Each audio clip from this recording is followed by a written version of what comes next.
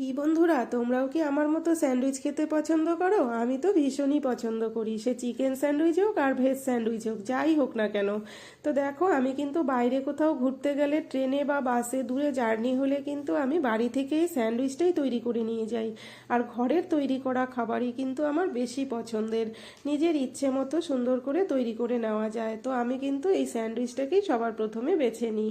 তো দেখো, আমি এখানে 4-5 টুকরো চিকেন একটু নুন আর জল দিয়ে খুব ভালো করে সেদ্ধ করে নিয়েছি। খুব ভালো করে সেদ্ধ করে নিয়ে একদম ঠান্ডা করে হাতে ঝিরিঝিরি করে ছাড়িয়ে নিয়েছি।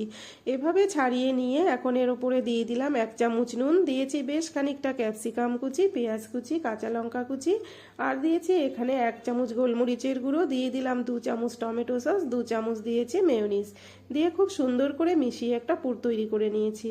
পুরটা তৈরি করে একটা প্লেটের উপর 4 পিস পাউরুটি সাজিয়ে নিয়েছি। 2 পিস পাউরুটির ওপরে কিন্তু আমি পুরটাকে দিয়ে সুন্দর করে ছড়িয়ে 1 পিস পাউরুটির উপর আরেক পিস পাউরুটি দিয়ে চাপা দিয়ে দিয়েছি।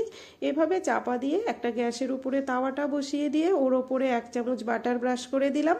বাটারটা ব্রাশ করে দিয়ে তার উপরে স্যান্ডউইচগুলোকে দিয়ে এক পাশ হয়ে গেলে অপর পাশ উল্টে এভাবে সুন্দর করে সেঁকে নিলেই কিন্তু আমার চিকেন স্যান্ডউইচ একদম রেডি। তো দেখো, সব স্যান্ডউইচগুলোই কিন্তু আমার রেডি হয়ে গেছে। তো রেসিপিটি তোমাদের কাছে কেমন লাগলো? ভালো লাগলে লাইক, কমেন্ট, শেয়ার করে সাথে থেকো।